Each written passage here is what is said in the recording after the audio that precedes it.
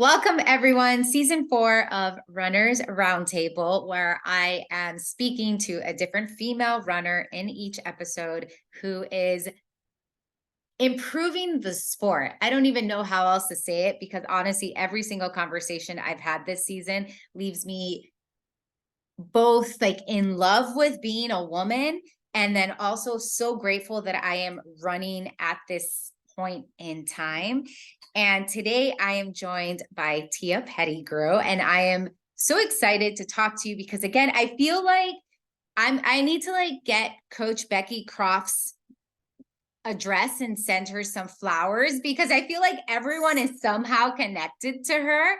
So I love that you are also connected to her. But before we get to those connections, can you introduce yourself to us and tell us how you got started with running? Sure. Well, first of all, thanks so much for having me, Stephanie. Definitely a pleasure. I kind of have a weird start with running. I actually started in the mid 90s, in my 20s. And my boss at the time, I was working at MetLife, and my boss and a few people used to go running at lunchtime. And so one day they asked me, "Hey, why don't you come running with us?" I'm like, "I've never run before." But I went, so I went out, and what I realized was if I ran with them, I actually got a 2 hour lunch. So that was the bonus. So I did that. And then after a few months of doing it, I found out there was a 5K coming up called the Office Depot Corporate 5K. And so I said, let's all do this together as a group. So yeah, I think there were 7 of us, got us together. We had our little Snoopy shirts. And that was my first 5K was, I think, September 1995. And I had a blast. MetLife put us on the cover of their newsletter. And I did a few more 5Ks. And then a woman I worked with, she would run Gasparilla 15K every year. So she talked me into doing that. So in 1996, I ran the Gasparilla 15K, which is a local, it's our biggest race in Tampa Bay. I did that one and I didn't run again for 13 years. I let life totally get in the way. Then in December 2008, my husband and I were on a cruise, and I ran into a friend I hadn't seen in a few years, and these were her words to me. "Oh my God, Tia, I almost didn't recognize you. You gained so much weight." And evidently, it was what I needed to hear at the time, because when we got home from that cruise, I signed up for that same 15K. Now it's 2009. So from 1996, 2009, I found a training plan. I'm 40 now. I was like at least 40 pounds overweight. And I signed up for that and did it. And I actually enjoyed it. So later that year in November, I ran my first half marathon. And about 90 days later, ran my first full marathon and haven't looked back. So how did you go from, just because I'm curious, how did we go from 15K to, and I'm going to save the kilometers so that people can kind of understand what we're talking about. You went from a 15K to a half marathon, which is 21K. And then 90 days later, you did a marathon. We're talking about 42 kilometers. So how did you, I mean, you must have really loved the experience of that 15K to say, you know what, I'm gonna almost triple that distance and do a marathon. Not at all. I had Okay. no desire to run a full for quite a while. After the 15K, I saw that there was a new race coming, the women's half marathon. And I thought, oh, that would be fun. So I had done all the training for the 15K by myself. I really didn't know anyone who ran at the time. And so I found this group called Team in Training with the Leukemia and Lymphoma Society. And I joined it. Found out later it was a whole fundraising thing. So I joined them, and I had a really great time, but I still had no desire to run a full. And I remember specifically during that half marathon at mile 10 thinking, if I was running a full marathon, I wouldn't even be halfway done. No desire. And 2 weeks after my half, my husband, who he had run his first full back in 1997, hadn't really run any races since, but he did run that half marathon with me. So that was his first half too. He said, they're going to do the Gasparilla full marathon for the last time in February. I think I'm going to do it. And, me being the supportive and competitive wife that I am, I said, well, if you do it, I'll do it too. So here, after 4 months of getting to the 13.1 distance, 3 weeks later, I'm out there running 13 miles again. I found this novice training marathon plan and just followed it. And the build up, it was surprisingly easy because I had just gotten to that half distance. So I just kept going. And I felt like my full marathon was easier than the half marathon. I actually ran a negative split, which who does that? And I didn't have a watch or anything like that, but I enjoyed it. So I really did enjoy that race so much. And it was still a February race, right? Yes. Gasparilla's usually in Yes, February. and So it was 1 month, it was 1 year from the date of that 15K. okay, okay. So you haven't looked back. How many races have you ran since then? Total races, I'm not sure. I want to say 300 and something. I just ran my 162nd half marathon this weekend in Atlanta. I've done 11 full marathons. Okay. I'm going to ask you a potentially difficult question right now. Which of all the races you've done has been your favorite? That is actually very easy. Okay, I would okay. say it's the One City Newport News Marathon that I ran on March 5th this year, where I qualified for Boston for the first time. That's why it's easy. Because that was a 12-year dream. So That was going to be my follow-up question in terms of, well, first of all, can you tell us, just in case there's someone who's listening to this and has no clue what we're talking about when we talk about Boston, what does that mean to run a Boston qualifying time? And then what was your qualifying time for that race and then going into Boston? So Boston Marathon, it is, I always say it's the Super Bowl for runners. So for a competitive runner, it's, for a lot of us, that is the goal to run it. So it's the only marathon that you have to run a qualifying marathon in a certain amount of time based on your age and gender to do that. So I was 54 when I ran it, but I was turning 55 a few months later, so I was qualifying in the 55 to 59 age group. So I needed a 4:05, which was a 9:21 pace. So I set my goal for a 3:59 to get a good, 5+ minute buffer. Because while everyone qualifies can submit an application, once the field is full, they go by the fastest times. So you want to have a buffer. So, and I ended up running a 3:53, which was an 8:54 pace. And I finally had a personal best after my 2011 marathon. I finally broke that personal best. Okay. I have a few questions about that because I've been running for a decade, right? So I started running in 2012. I feel like I was a baby runner when you were like an adult runner, like in terms of like the longevity of, we're looking at, 1995 to now. I mean, that is an adult, right? Like you've ran I an don't know. I feel like I was reborn back in 2009. So that 13-year hiatus, I started all over. So I consider myself a baby again in Okay. 2009. So we're, I'm just a little bit younger than you as a runner then, right? So what I love about the sport, I feel like now we're hearing so much more faster as a master. I absolutely love that. And I'm curious, how did you embrace that? Because I know for myself, there's a little bit of this dance of, okay, are my PRs, are they behind me? Like, is that it? Is that a younger version of Stephanie? Like, I'm never going to get back to her. Why should I bother? Like, I should just be happy here.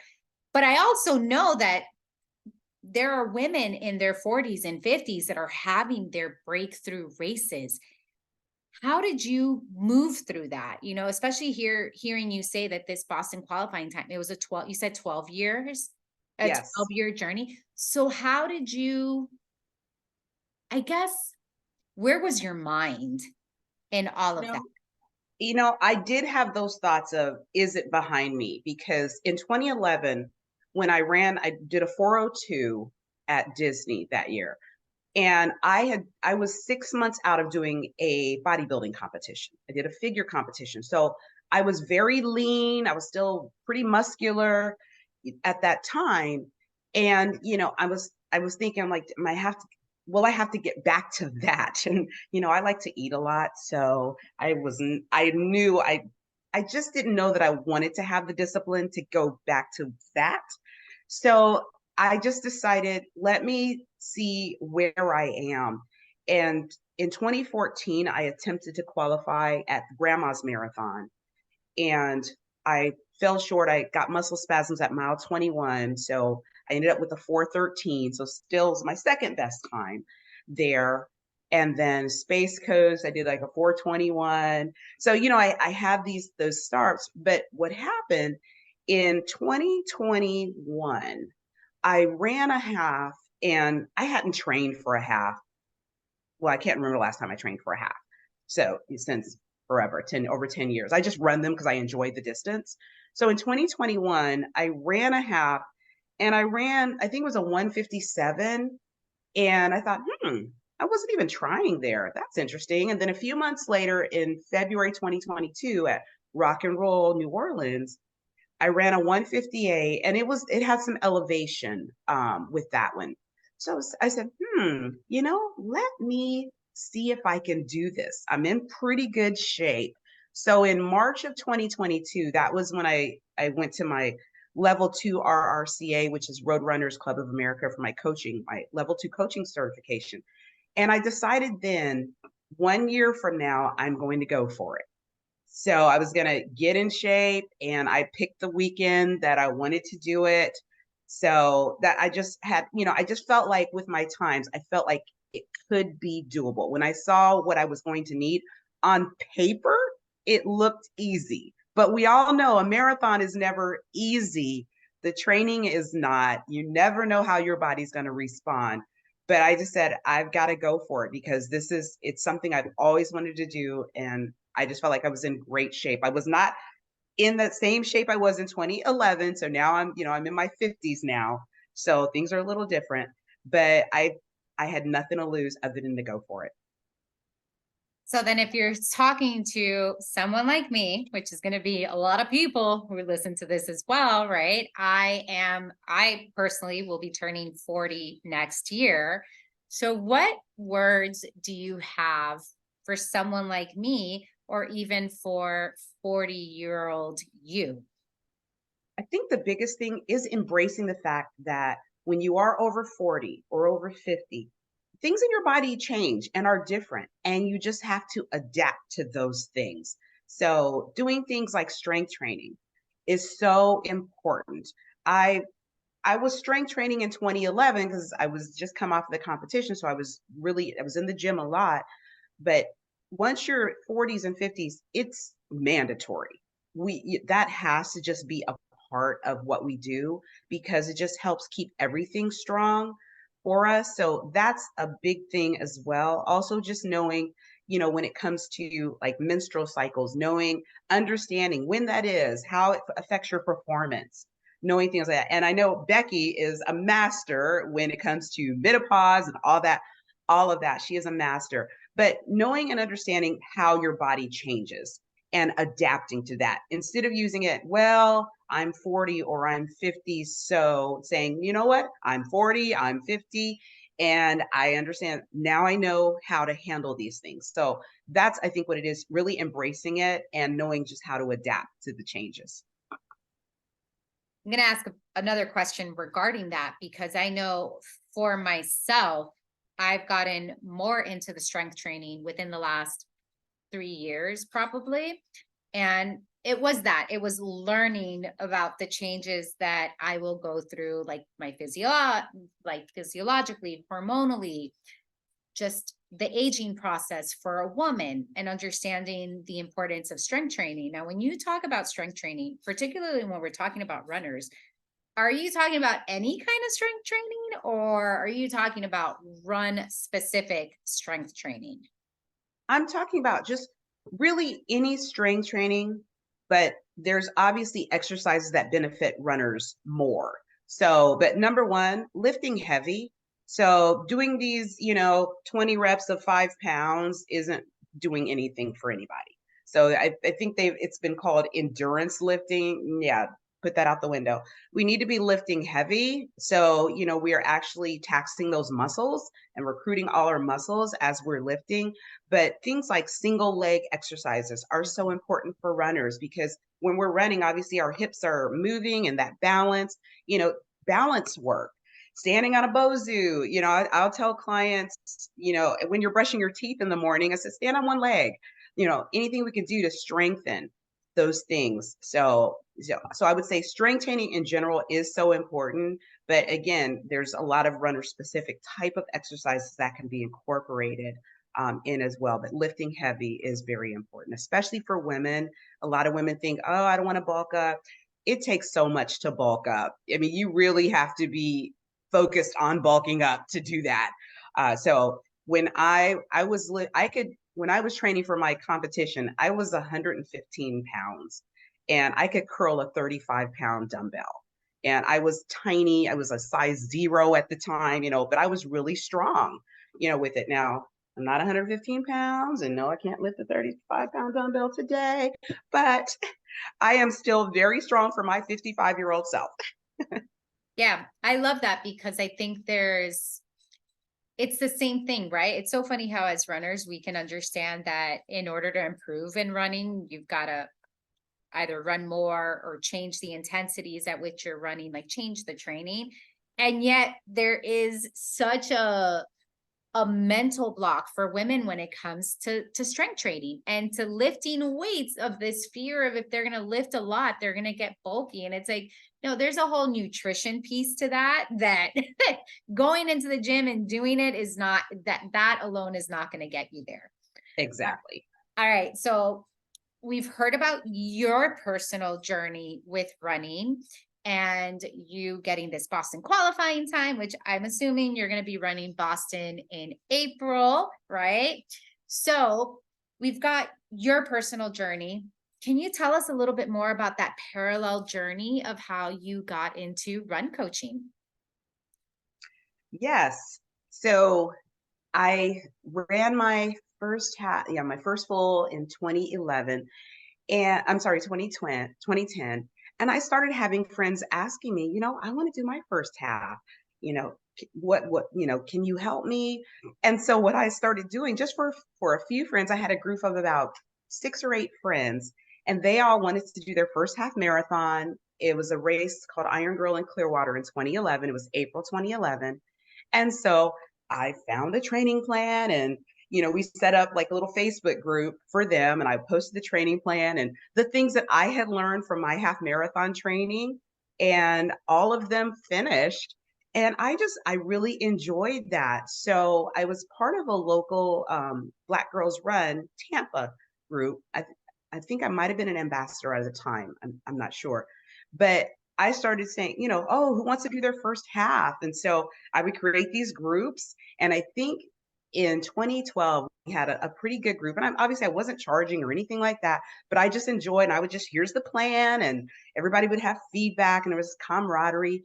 And in 2013, I thought, there's got to be some kind of a certification for this. And so I started looking it up.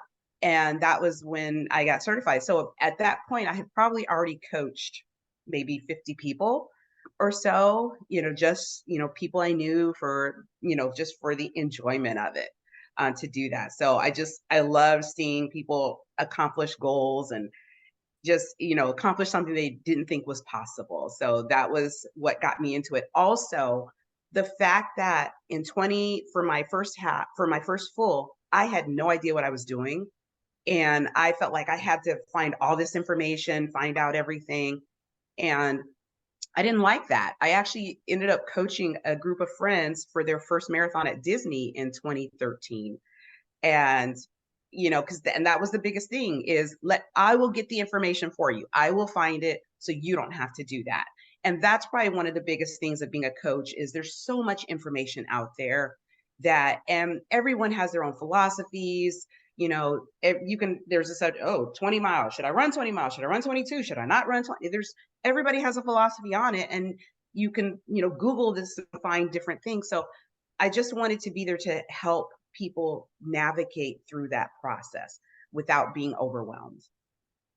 So you went and you got your RRCA certification, but I know that you are a level 2 RRCA certified coach. So what are the levels within RRCA for coaching? There's just the 2 levels, the 1 and 2. So I decided it was coming to Florida, so a live class in Orlando with their convention last year. So I Mm. said, let me take advantage and go. So the timing was right. I really wanted to get that additional certification and training. And so it worked out for me to do that. How would you say you've evolved as a coach in that time? I would say what it's helped me do is really dig deeper with my clients.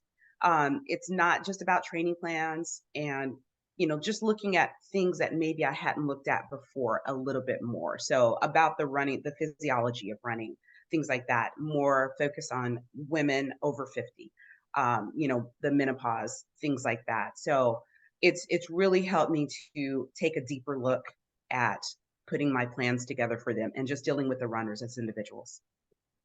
That's the thing that I try to tell people, where there's so many coaches, and I think it's beautiful that there's so many coaches, but it's so important to have consultations, to talk to people, because it really is a relationship between you and the coach. And even I know for myself, there's the I was smiling as you were talking about the researching, because I'm like, I love the research. Like when people ask me about things, I'm like, wait a minute, I'm going to create a document. I will create an Excel sheet. Like I will do all the research, and it's quick to kind of compare. And that there's definitely a love for that. So I appreciate that you bring up the relational aspect of it, because I mean, in season 2 of this podcast, it was 26 conversations with female run coaches, and that was the big message that I hope people got, is that everyone has their own philosophy, but at the core of it, it's going to be the relationship between the coach and the athlete. But Exactly. you actually take it a step further. So can you tell us about your involvement with Game Changers, and tell us about Game Changers, your experience with it, and what it's like to be a mentor to other women of color? I I found out about Game Changers in 2020. Vanessa had posted in the RRCA Certified Coaches group on Facebook. And I thought, well, that sounds interesting because I had been looking for a way to give back to the industry because I just feel like I've been so blessed. And so, I reached out to her and it was just getting started. And it has been one of the most rewarding things I have ever done. Um, you know, I'm going into my 4th year as a game changer. And what Game Changers does, it really is about bringing diversity to the leadership of the sport. So not just to the sport, but the leadership of the sport in just coaching women of color. And I've learned so much. As I mentioned, Becky Croft was my first mentee, and she is Native American. And I've had her another Native American as well. And just learning about that culture and the challenge they have, learning about cultures other than mine has been so amazing. But this group of women, to be able to network with them, has been just amazing. We had our first official meetup this past weekend, actually. So I got a chance to meet so many other game changers, and these women are so inspiring. But I love how it is changing the game, that it's about everyone having someone that they can look to, looking for a coach. Let me find someone that I feel like I can relate to, that allows more of that. So that's why I love it. Just provides more diversity in the sport, but on the leadership side as well from coaching. Thank you for saying that, because there was a question that I wanted to ask you, and hearing you speak reminded me of that. When you started running, did you know anyone else, friends, family, that were also running? So I knew from the 90s, my old boss and my friend that I ran Gasparilla with, that she wasn't, when I started back in 2009, she wasn't really running that much anymore. My boss had moved out of state. So I really didn't know anyone locally other than my husband who ran. And so I had a chance to have an opportunity that let me get to know people in the running community in 2011. So, but when I first started, I really didn't know anyone. Yeah. And was that in 2011, was it through Black Girls Run? Because you No. are, no. Okay. So what was it in It was 2011? actually through the Rock and Roll Marathon series. They were coming to St. Petersburg. They had a Rock and Roll St. Pete. And I guess in some email I saw they were looking for an ambassador. And I thought, oh, that sounds like it would be fun. So I applied and I became they called it a grassroots ambassador for Rock and Roll St. Pete. And I spoke at every single running club in Tampa Bay. So every single one. So I got to know people. And then the next year, I decided I really wanted to find an avenue for first timers. So I spoke at over 100 Weight Watcher meetings promoting the race. And we ended up having like a ton of first timers doing their first half marathon. So I really do credit Rock and Roll to letting me get to know the Tampa Bay running community. Not everyone would do that. I just want to say that. So I'm curious if you can share with us why. Why did you do that? Like, what is your why in I all? love meeting people. I love meeting people. And it was, it just sounded like so much fun. Like I knew I was going to run the race. And it just sounded exciting to me to get a chance to get to know the groups and everything. So I love meeting people. I love building relationships. And I've fallen in love with the running community because it is such a welcoming, positive community overall. So that was why I wanted to meet some people. you know? You're like, I want friends, and runners make some of the best of friends. I Yeah. really, again, it's one of those things where I'm like, yeah, I'm in Miami and I love running and I love community as well. And yet I don't have the energy to go out and to 100 Weight Watcher, to all the running stores here. And I don't know if it's also just, and if anyone's in Miami and they listen to this, y'all don't hate, but for me in Miami, it also feels like the running groups are so fragmented, or people are very loyal to their groups. Like they don't venture out.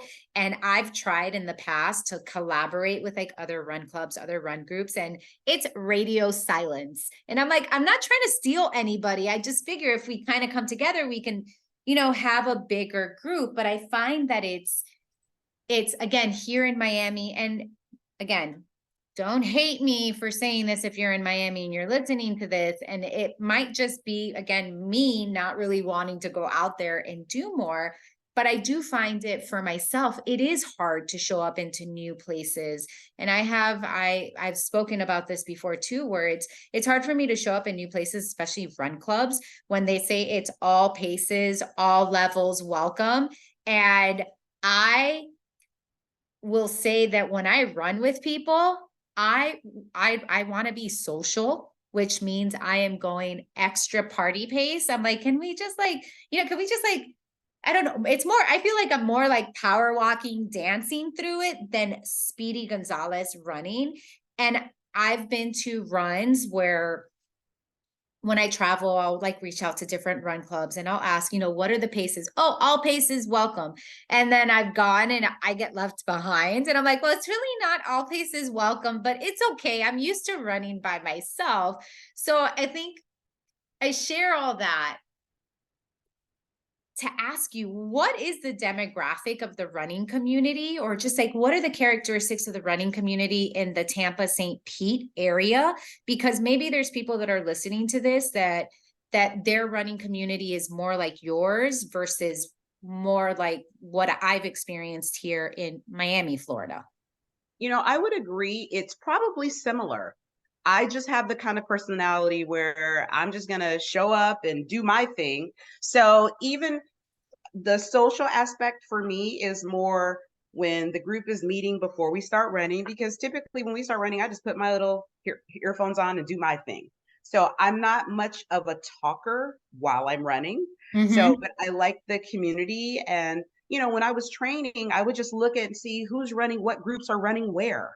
And okay, I'll just show up, because I know I'm not going to be the only one there. And so I wouldn't go by myself probably, to that location. And so I have no problem inserting myself somewhere, but I do know that that is an issue that, if you show up to a certain group and they say all paces welcome and, you might be left behind. So I do know that is, and I think that if a group says all paces are welcome, that they should have a no person left behind policy, which is what I love about Black Girls Run, because that really is their motto, no woman left behind.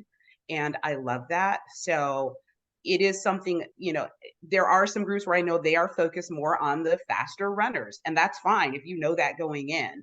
But like you said, if they say all paces welcome, they really should make sure all paces feel welcome. That was such a light bulb thing you said there, where it's not enough to say all paces welcome. There has to be that all paces welcome and no person left behind. So now I know for myself, when I'm looking into joining run clubs, like that can be something that I ask, right? Okay, so what are the paces? Awesome. What's your policy on the quote unquote slower runners, or people who are back of the pack runners? I absolutely love that. And that wasn't something that I had ever thought of asking, because usually when people, you have to dig deep. When someone says all paces welcome, you have to ask, what does that mean? And in my experience, when someone says all paces welcome, they mean they're probably running at a 10-minute pace. Like that's their all paces welcome, which for me, it's just not, that's not where I'm cruising at right now. And it's totally Right. cool. So Like kind what of, I'll do is I'll have people ask, about that, I'm looking for somebody to run with, and I'll tell them whatever group they're in, you post in that group, I'm looking for a buddy, here's my pace.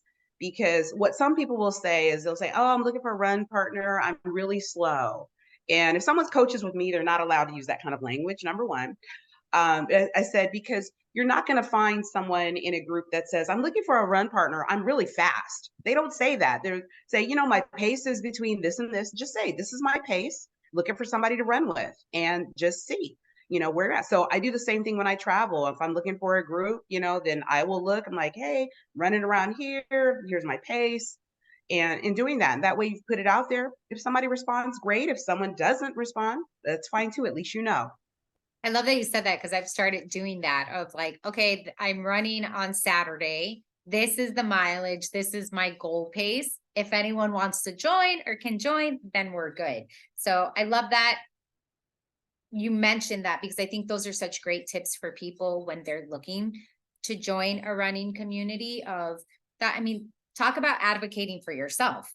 This is where I'm at. This is what I need. I would love some company if someone can join me. If not, we're good. So Exactly. want to go back, because you wear so many hats. How did you get involved with Black Girls Run? And then can you tell us a little bit more about that organization?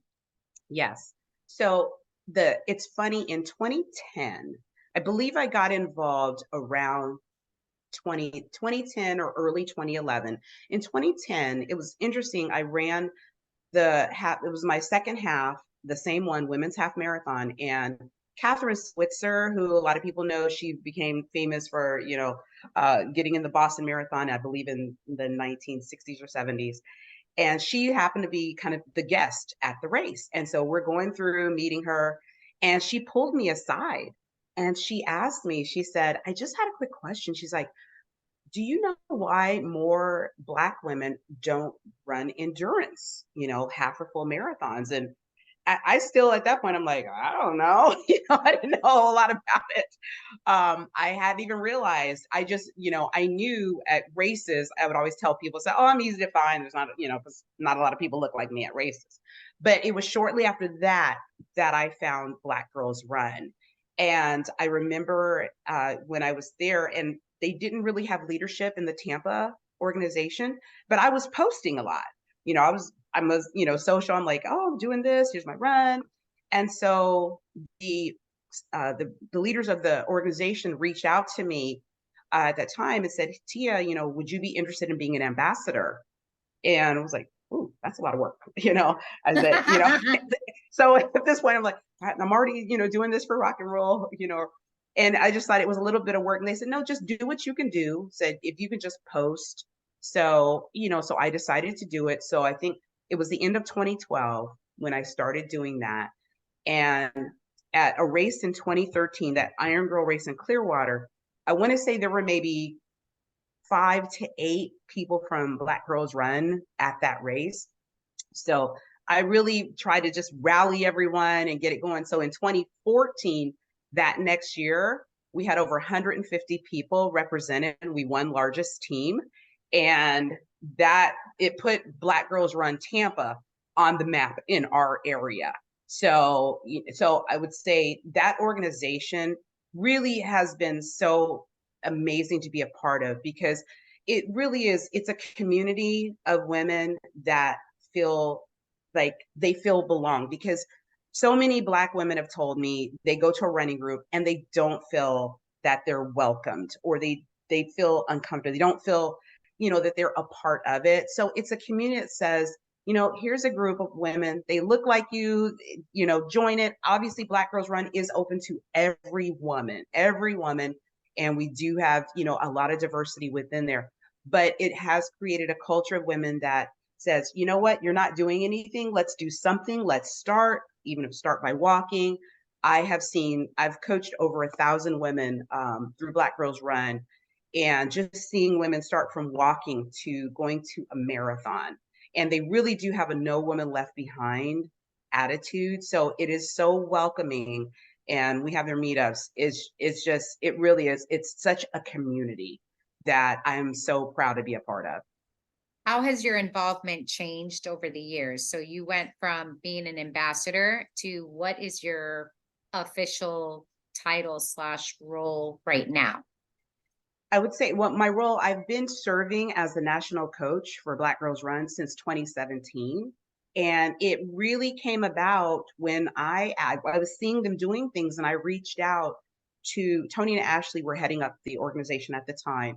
And I reached out to Tony and I said, if you'd ever like to do some type of a virtual group trainings, I'd be happy to, because at that point I had coached a lot of groups in the local one. So I think in 2014, I had a group of over 80 women that for their first half marathon, all from Black Girls Run Tampa. And we had over 50 of them finish the race, do their first half then. So I had experience working with groups. And so I just put it out there. And so in 2017, they started kind of a walk to run to 5K. So I did that. And then once JL Alexander took over the organization, I believe in 2018, then, I reached out to her, if there's anything that you need. And then since then she started BGRU. So taking women from couch to 5K, even to half marathon. So it has been so rewarding being able to do that. Are you involved in any way with the virtual racism? Just as a participant. Okay. That was something that I've participated in. And to me, it's just that awareness, because when I first started running, I didn't know about Black Girls Run. And I always say this, and I speak of this often on the podcast, of how, because I'm in Miami, Florida, our demographics here, I am part of the majority in Miami, Florida. I am a Latin woman. I look like a Latin woman. I am surrounded by Latinidad. Like, it's all around me. I do say, however, that all I need to do is go one county over and it's totally, totally different. But I remember when I first started running, I never had that sensation of not belonging, because again, I'm in Miami. But I will say that I have noticed over the years the presence of Black Girls Run, not only in my local community, but I love the marathons I do tend to be the big marathons. Like I love big marathons, but the size of the groups and the women and the pride with which they wear their shirts and their hats and all of that, in the last decade, it has grown exponentially. I mean, it's really, it's been pretty impressive to see how Black Girls Run has grown as a community. I agree. And I think the question that I have is how? How has there been that growth where it's not like running is something new, right? Like running has been around for a while, but what would you say has changed in the last decade where we're seeing more in specific, especially with this podcast, because I do focus on female voices and in the female experience. What's changed over the last 10 years where not only are we seeing older women come to running, but we are seeing such a diversity of experience and background when it comes to the women who are running? I think, with Black Girls Run, things that they would do is have national meetups. So we're all going to be at this race. So, everyone wants to have their gear and, and represent, have their BGR. And then I would say in the last few years, since JL has taken over, I feel like she's really taken it to another level because you have the Black Girls Run Foundation now, the nonprofit side of it, which has been amazing.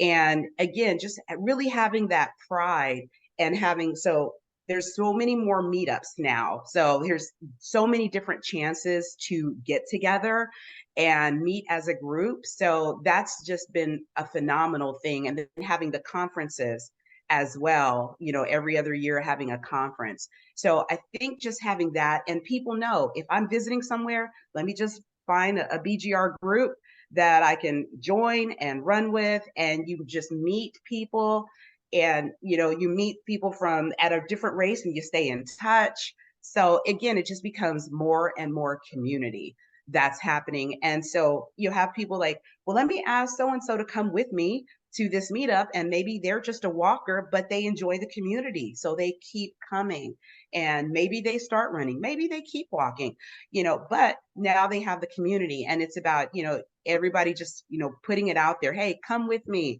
So I love to see the new faces at runs, at meetups, people that hadn't been doing anything, because at the end of the day, it's about being active. And what I feel like it's done, it's taken a group of people that may not have been very physically active and just showing it can be fun, you can have community, and really and it's good for your health. For those women who come to you and say, I really want to do this, but I can't because I don't have the time or I don't have the resources, what do you tell them? When it comes to time, what I have found, it is all about time management. I have a friend, she is about to run her first 100 miler. She has 5 little children and she's a teacher. And she has a supportive husband. So you have the single moms, and I coach single moms with kids and people with multiple jobs. And we just it's about finding a way to do it. I coach a nurse, and she goes from day shifts to night shifts, every once in a while. So it can be challenging. So it really is saying, well, let's work with it. What's the goal? Because if the goal is big enough, you'll figure a way to do it. And when it comes to resources, there are so many great resources out there, just to ask. And that's, again, with Black Girls Run, they provide so many resources. They have a walk before you run journal that you can download, that has so much information in there. And I know for the Tampa group, I consider myself the mama of the group because I've been there so long. And I mean, like everyone refers to me as a coach, whether I've coached them or not, that I'm kind of like the mom of the Tampa group, so, with it. But I'm always happy to answer questions for people. Like, ask me, I'm happy to answer questions, point you in the right direction, and just really help with that. So I just feel like now there's no limit of resources that are out there, people to ask, with it. But from a time standpoint, if they have a goal, we can make it happen. If they're just committed to even small segments of time, we can make it happen. Yeah, and I feel like that's the benefit of either working with a coach or having access to a coach, because you can sometimes you can't see it yourself when you're living through your life, but Right. someone on the outside is able to help you just parse out like what's absolutely necessary, what's the bare minimum that you can do to get the maximum effect, right? Like what can we do? So you are the mama of the group. You are a coach to many, many women and to many people. And in many ways, it seems like you are at the forefront of a lot of like this, like before running boomed, you were there. Where do you think running is going in the future? I think you're going to find more and more people starting at the master's age, so over 40 and above starting. And I think COVID had a lot to do with that, because when people couldn't go to the gym, we could still run. That was the one thing, my husband and I were like, we could still run. We might not be able to do a race, but we can still run. And a lot of people started running during that time because it was something where they could get outdoors, they could do to stay active. And so I just see that continuing with it. I see more and more women now, maybe they're starting over 50 or even 60, and they're getting their kids to start running with them. So I'm seeing more people where their grown children are now starting to run with them. So I just see it getting bigger and bigger. And now that, pretty much most of the races are back and in full swing, with it is having more options for that as well. So I just see it continuing. But now we know that women make up the dominant number of runners now. So that is amazing to see. And 10 years ago, when I used to tell people if I was looking for someone at a run, I'm really easy to find. I can't say that now.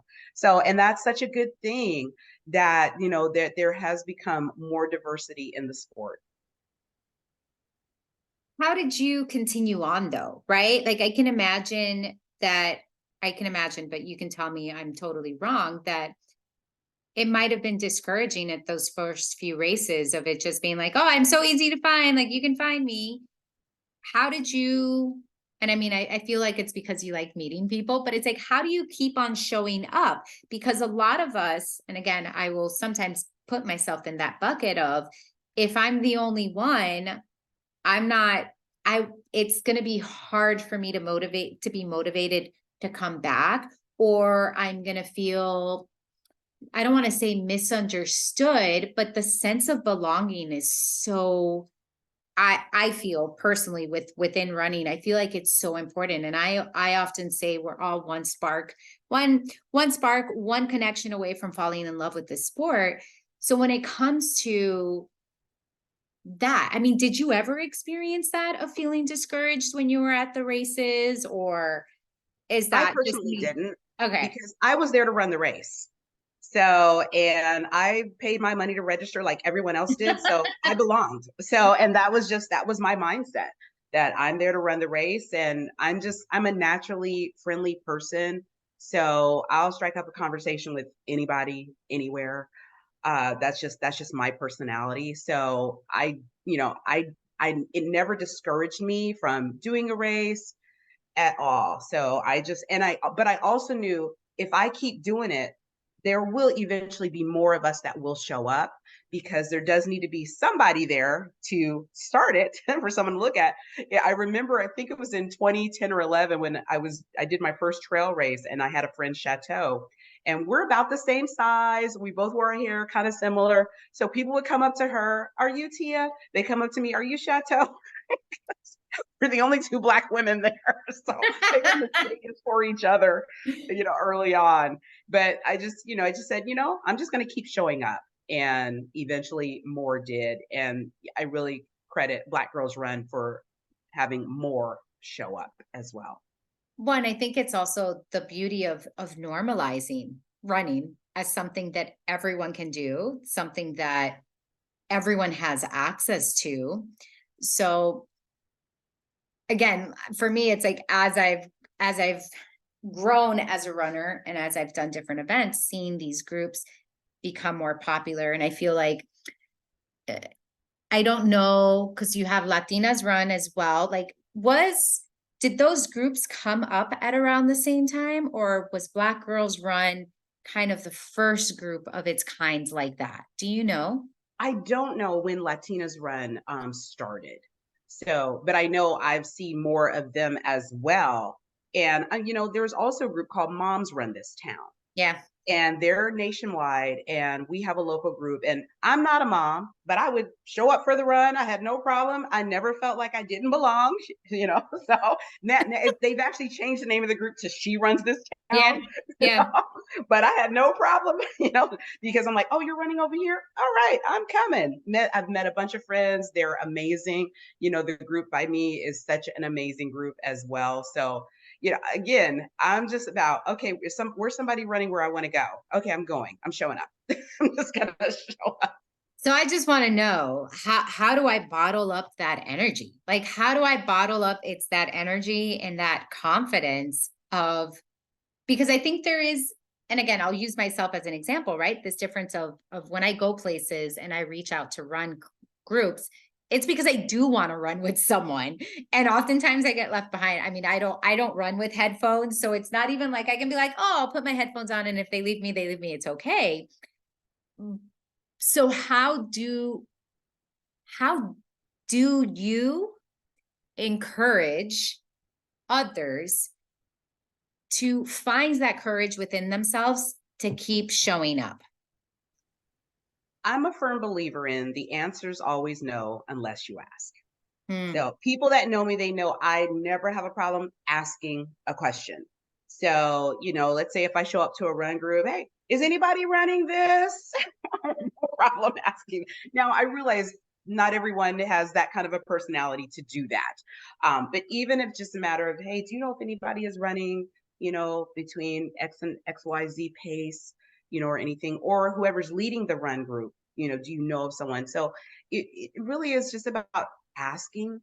And I will always ask. I never have, I mean, I think the reason why I work with BGR in the capacity I do is because I asked. I will always ask. I have no problem. I run a Facebook group called Discount Codes for Races, and we have over 30,000 people in there. And Amazing. I have no problem asking race directors, hey, I have this Facebook group, would you mind giving us a code for this?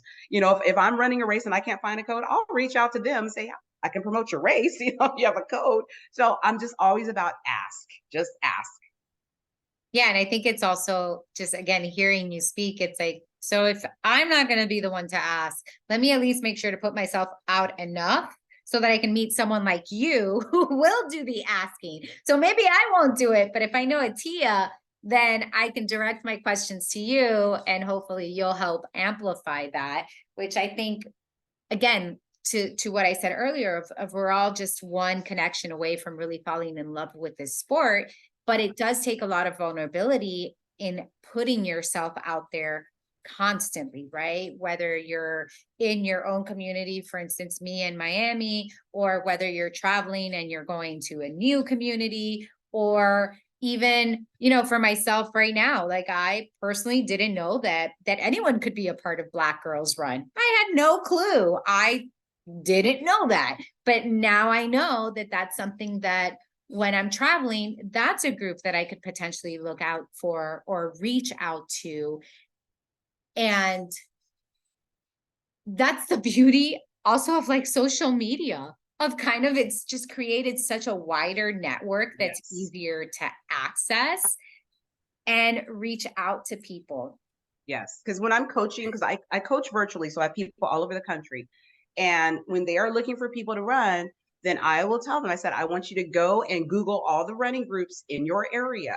I said, and reach out, find out when they run, what kind of paces they run. And I will challenge them to do that, to reach out and find groups. So, whether it's, because I, like I said, I run with several groups in the Tampa Bay area, but if I'm traveling, I'm like, okay, let me just look. And if someone is kind of new, I'm like, maybe there's not a Black Girls Run in their community, or maybe they're not a Black girl or not a woman, and they're looking for groups, like look up groups and find out if there's ones that are close to you that work with your time frame. But do that, do a little bit of research to find out, because in most cases, most areas, there's some type of running groups, and you just have to ask the question. Yeah. So the theme is just ask. The theme is always ask. The answer is to ask. Yes. Now, I was curious because I want to know how I was on your Instagram account and I love how you tag AARP runner. I'm proud of my membership. I love that. And just, is that a community? Like, is that another community that we can tap into? Or is that just you being proud of that? That's just me being proud. If I am over 50, I am proud of it. So like my husband and I are like hashtag AARP running couple. So I am proud. That's why I was like, I need to ask her about that. Because is that a group? Because that, that is something that's really I need to reach out to them about being a spokesperson. They need to sponsor races. I don't, They did sponsor a race in St. Petersburg a few years ago. I think it was called the Getaway Race. And it was pretty cool because they gave you a tank, and on the back of that AARP really prominently. And they gave you a 35% discount if you were an AARP member. And I'm thinking, they need to do more of that. Absolutely. And I think that's, I love that I'm so glad I asked that, because again, you talked about how it's people over 40. That's kind of where the running industry, I feel like running has always been, not always, but when you think of runners, you're usually thinking of younger people. And I absolutely love, we have, this past weekend, the Chicago Marathon. So, when we're recording this, kind of where we are in time. But Des Linden, she set the Masters record, and it was just amazing. And you have this whole slew, or this whole collection, especially of female athletes and men as well, that are aging and are still going after records. They're either getting faster or they're staying, it's just changing the narrative. It's changing the narrative of what it means to be a runner and who running is for. And I really appreciate that. So I'm going to kind of throw it back to you, because we've talked about it in all of this, but why is representation so important when it comes to running? It goes back to what you were talking about before with belonging. Everyone wants to feel like they belong. And so representation is so important in all areas, whether it's gender, race, age, all of those things in representing.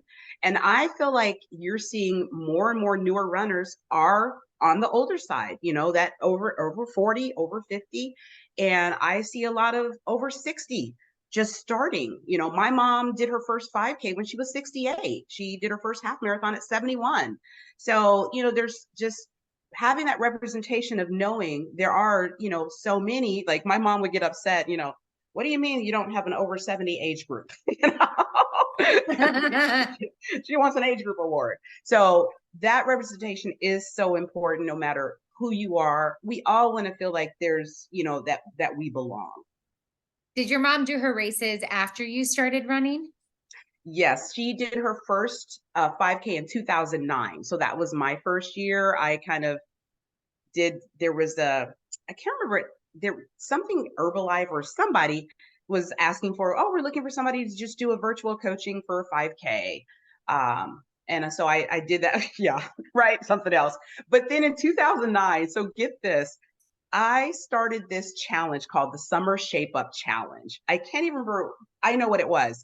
A friend and I were watching The Biggest Loser, and I said, wouldn't that be cool if we did something like that for running? And I'm, maybe I could. So I did. I started this thing in 2009 where people paid, I think they had to pay $40, and the money went towards their prizes. And what went towards me, I bought scales, and we had 4 weigh-in locations throughout Tampa Bay. And I can't remember how many people we had, but it was maybe 50 or so people that did that. It was like a 10 or 12 week. I gave them a plan, and we all did this 5K. in August 2009, and I got my husband's company to sponsor shirts. So they got us shirts. I was able to got connected with with someone that offered, some different type of nutrition training. And we had a great time. Like the grand prize person, all they had to do points from checking in to nutrition to drinking water and accumulate points. And the winner got like $400 or something like that, because that was from the money that was accumulated from that. And so my mom was a part of that. And so that was how she did her first 5K. So at that point, I hadn't even run my first half. So that was just kind of, I almost forgot about that group. So Well, I asked because I think you're bringing up something that's incredibly important, which is when you show up, you really have no clue who you're going to inspire, right? It's not like I have two daughters and I've been running for as far as they can remember. I mean, they were 2 and 6 months old, 2.5 and 6 months old when I started running. So their memories of me are as a runner. And I remember when I first started running, it was very much for them because I wanted them to grow up seeing just healthy, active womanhood. And the longer I have been a runner and in this community, I realize, oh, wait a minute, it's not just for them. There are women who are older than me that look to what I'm doing, or I'm inspired, or even just me, I'm inspired by women who are older than me, just like I'm talking to you. And it's like, oh, wait a minute. So my PR years, they're not done. It's just, can I get my brain wherever I need to get it in order to make that happen? Right. Like it's not right. physically. So like talking to you, it's like, wait a minute, where the representation, it matters in all directions. It matters in the directions forward, just like it matters in those generations behind us. It matters to the people who are our peers and our contemporaries. So I just wanted to highlight that because that's why I asked about your mom, because I'm like, wait a minute. It's not like, I'm going to assume it's not like your mom grew up running and that's something you got from her. No, not at all. That's why I say that was her first 5K. And then when I was promoting the St. Pete Rock and Roll for 2012, I talked her into doing that one for her first half. Now she's a walker, so I gave her a plan to walk it, and I just said you just have to finish in under 4 hours. And I was just so proud of her for doing that. I think she did 3:42, and it was amazing. And then a couple years later, she did her second one for her 75th birthday.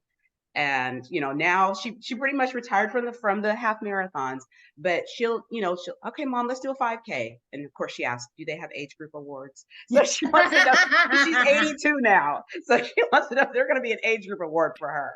And I'm so excited because my sister is now signed up for her first half and at Disney, and she's going to walk it. She did her first 10K this year in January. She asked me, she said, can you walk it? I said, yeah, you can walk it. So she showed up and she did it. And she asked, well, can you walk a half marathon? I said, yeah, that's what mom did. So I'm so excited she's going to do her first half in January.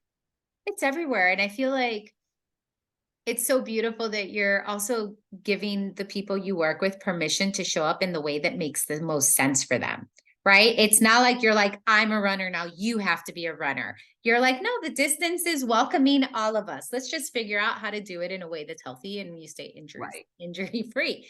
Exactly. All right, I have like 3 more questions for you, but I want to ask this one. And it's just, how much fun are you having? Because it seems like you're having so much fun in everything that you're doing. So how much fun are you having? Not only for you personally in your running, but in general within the running community and running industry.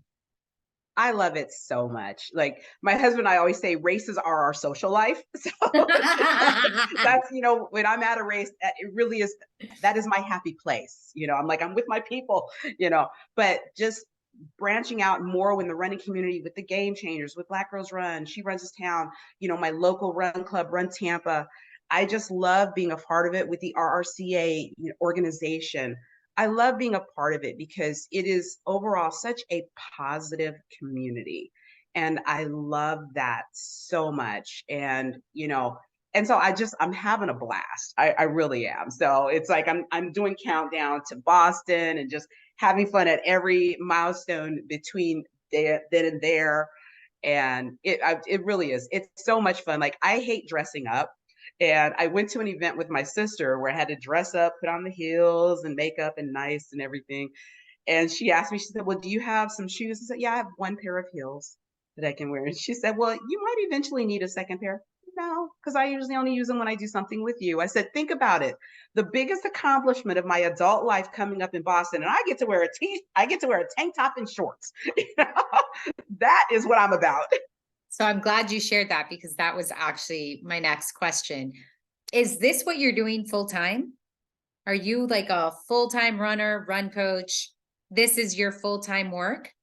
No, I'm actually a financial advisor for over 25 years. I've had my own agency since 2004. So that's my, you know, That's a first, side hustle.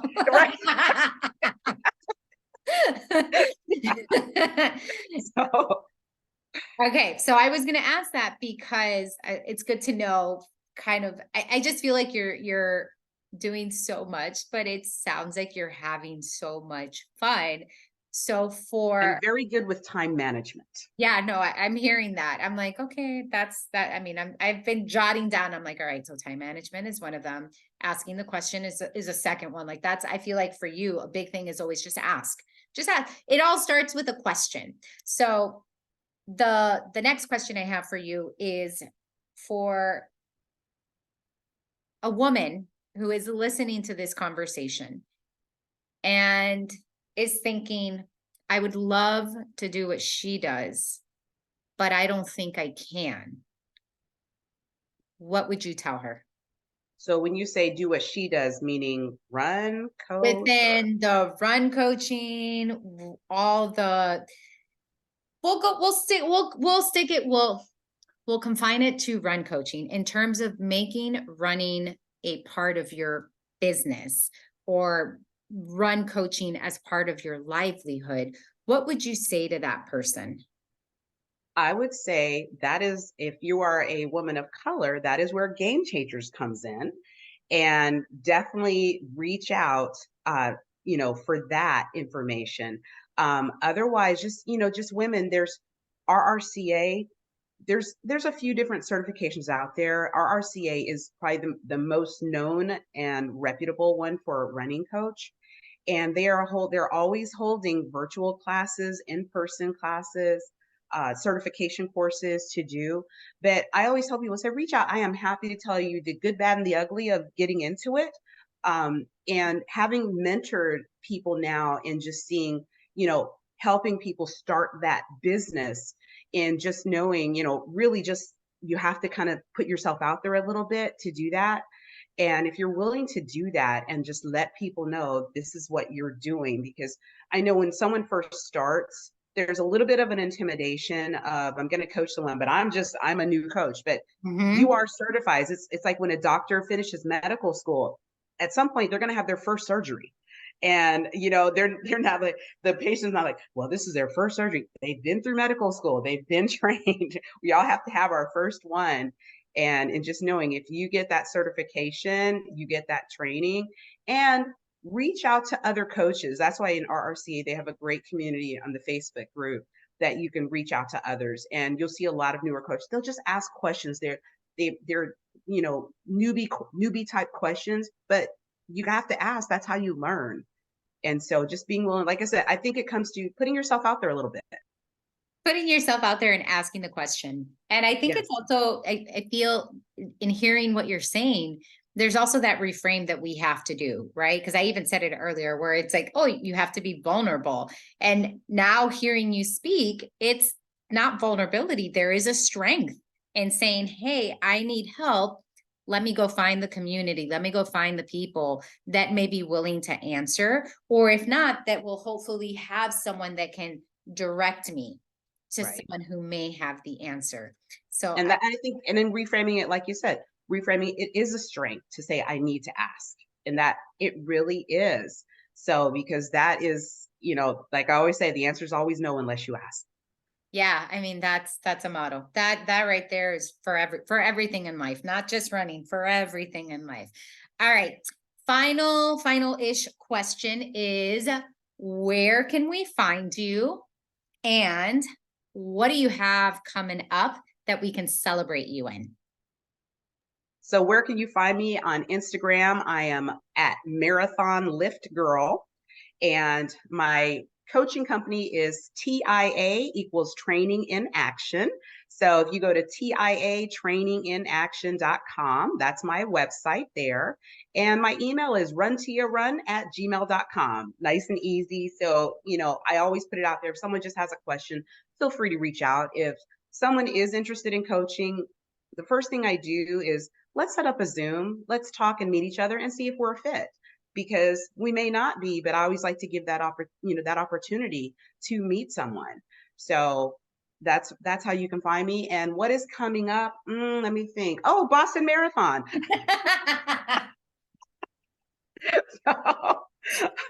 I'm giddy excited like a little kid about it. And I mean, every time when I think back about my marathon, every month on the 5th, I'm like, honey, it's been 6 months since I qualified for Boston. Oh, it's been 7 months. Is that something that I guess I'm going to pick your brain a little bit about this.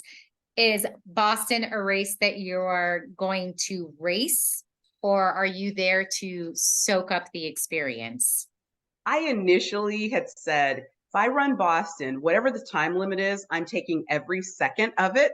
I will high five everyone along the course, So I've gone between that and, maybe I'll just try to do a sub 4:30, but I'm definitely do not plan to race it. I have no desire to try to qualify for Boston at Boston, because I do want to enjoy the experience. I want to enjoy every moment of it.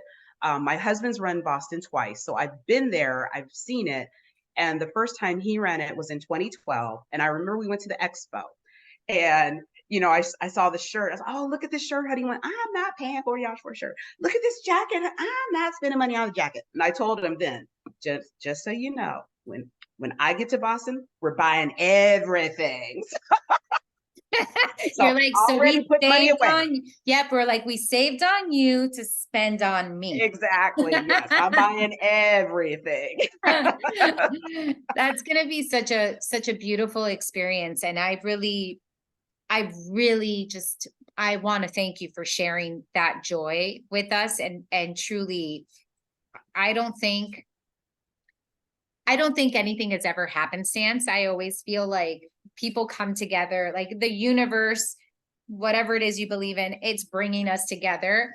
And I have been in personally, just like in a weird spot with running, in terms of like, I don't really know if I want to go after PRs anymore. I don't know if that's something I'm interested in. I know that I am running for joy. That's the biggest thing for me. My biggest motivator at this moment is running in a way that brings me the most amount of joy. And if that means I'm quote unquote fast, then I'm fast. But if it means I'm quote unquote slow, I'm here for that as well.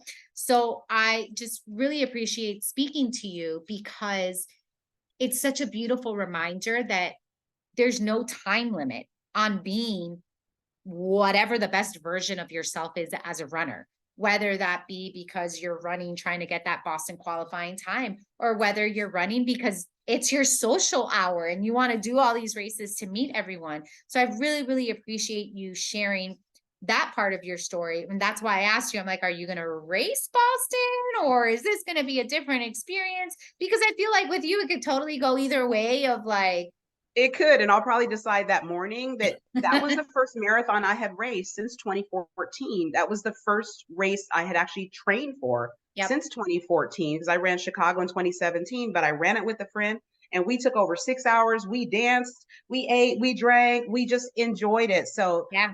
I've spent a lot of time just enjoying myself in races. I mean, if I travel somewhere, I'm taking pictures along the course. I'm not trying to PR or anything like that. So I have enjoyed that. And this was just my time where I said, I'm just going to buckle down and do what I have to do. And now I'm back to just having fun, and I don't Right. care. And, Right. Which again, like, I love that, because it's this reminder that we don't have to be one type of runner. and Right. we can embrace the season and be in that season. Cause that's what I've told people. I'm like, whenever I think of like Boston race or PRs or any of that, like my first response is always, I don't know if I want to work that hard. Like if that it's just Yeah. that I know that there's a certain level of dedication and commitment that those particular goals require of me. And yes, there's a physical component to it, but there's also such a big mental piece to, do I have the capacity to make the decisions that are going to help me to that goal? So again, I wanted to, before we finished up, I just wanted to thank you for that reminder of it's never too late. And if anyone ever tells you it's too late, stop talking to them. I don't know, like and say, go That's find right. someone else. Yes, my PR at age 42, I crushed it at age 54 with a 9-minute PR. You see, I love that. All right. Final question is just, do you have any final words for us? I think I would just say for runners, find what gives you joy. And if that is just showing up, and if you're a back of the packer and it just gives you joy to be there, embrace that joy. Don't let anybody take that from you. If you want to set a huge crazy goal, and if that brings you joy to do that, do it. If it doesn't, if you find, because I have abandoned, I was trying to qualify for Boston in 2012, and I had got so much anxiety through that process. I just said, okay, I'm not gonna do that. So I ran the marathon, but I didn't race it, and I just enjoyed it. So it really is about doing what brings you joy in the running experience. So there's no bad or there's no good. And I think even though it's one of the things I love about running, it is an individual sport, but yet we still tend to compare ourselves. And if we just embrace where we are, because there's always going to be someone faster than us, there will also someone always be slower than us. So just like I said, just do what brings you joy, because my goal as a coach is I want to see my athletes have joy for the long term. I hope to be doing this when I am 80 or 90 years old and still enjoying it. And that's why every race I do, I want to love it.